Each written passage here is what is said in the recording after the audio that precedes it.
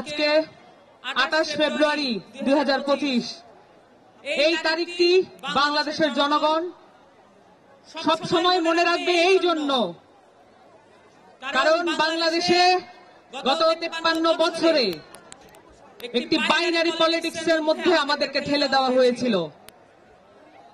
আমাদের মধ্যে কোনো অপশন ছিল না, হয় একটি না হলে আরেকটি। এভাবে করে আমরা আমাদের নাগরিক অধিকারের কথা ভুলতে বসেছিলাম। এখন একটি সময় এসেছে এবং সেই সময় করে দিয়েছে বৈষম্য বিরোধী ছাত্র আন্দোলনের নেতৃত্বে হওয়া সেই গণজাগরণ, সেই গণ অভ্যুত্থান। 24 জুলাইয়ের গণ অভ্যুত্থানের মধ্য দিয়ে আমরা এই বাংলাদেশের নতুন রক্তক্ষয়ী ইতিহাসের একটি সমাপ্তি ঘটানোর স্বপ্ন দেখতে পাচ্ছি। এই স্বপ্নের মধ্য দিয়ে আমরা বাংলাদেশের একটি রাষ্ট্র পুনর্গঠনের কথা বলছি। কেন আমাদের এই রাষ্ট্র পুনর্গঠন প্রয়োজন? কারণ এই বাংলাদেশে কখনো বাংলাদেশকে অ্যাজ এ স্টেট, একটা রাষ্ট্র হিসেবে স্ট্যাবলিশ করার কোন প্রচেষ্টা গ্রহণ করা হয় নাই। এই প্রচেষ্টা গ্রহণ করার উদ্যোগ আমাদেরকেই নিতে হবে। জুলাই অভ্যুত্থানের শহীদদের যে আত্মা, তাদের ত্যাগ আমাদের উপরে এই দায় চাপিয়ে দিয়েছে। এই দায় অস্বীকার করার কোনো উপায় নাই। আমরা অভ্যুত্থানের মধ্য দিয়ে একটি রাজনৈতিক দল গঠনের যে চেষ্টা করে যাচ্ছি, যে আকাঙ্ক্ষা ধারণ করে যাচ্ছি, এই আকাঙ্ক্ষার কারণে মূলে আছে এই দেশের মাটির প্রতি আমাদের ওয়াদা, এই দেশের মানুষের প্রতি আমাদের ওয়াদা। এই দেশের মানুষের সালে সালে বছরে বছরে যে স্ট্রাগল রয়েছে, যে সংগ্রাম রয়েছে, এই সংগ্রামকে আমাদের মধ্যে ধারণ করতে হবে।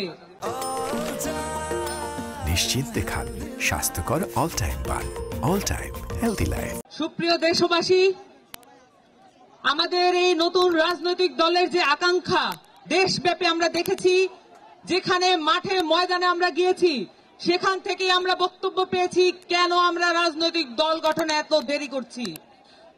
আমাদের রাজনৈতিক দল গঠনের যে আকাঙ্ক্ষা আমরা দেখেছি মাঠে ময়দানে, সেটাকে সংগ্রহ করার জন্য আমাদের প্রত্যেকটি কর্মী, প্রত্যেকটি নেতা মাঠে মাঠে ছুটে গিয়েছেন।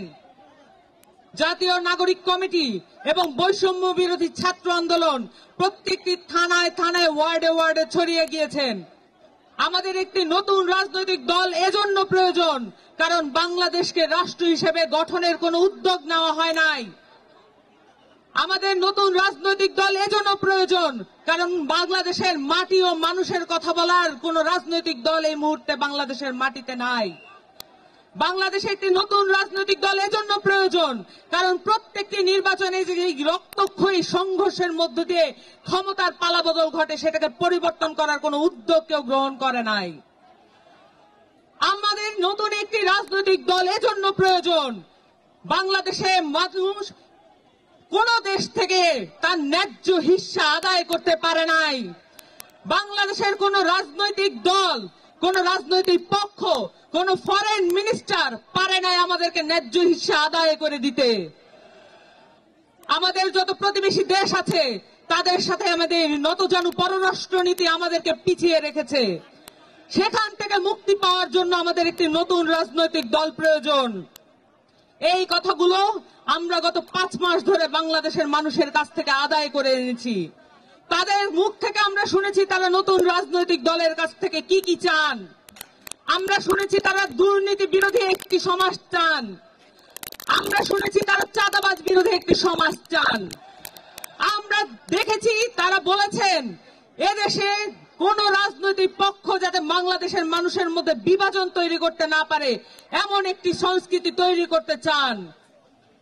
বাংলাদেশের সহজ সরল খেটে খাওয়া মানুষের রাজনীতি যারা করবে, তাদের কথা বলার জন্য একটি রাজনৈতিক দল প্রয়োজন। এবং সেই রাজনৈতিক দল এই 24 গণ অভ্যুত্থান আমাদেরকে সেই সুযোগ করে দিয়েছে।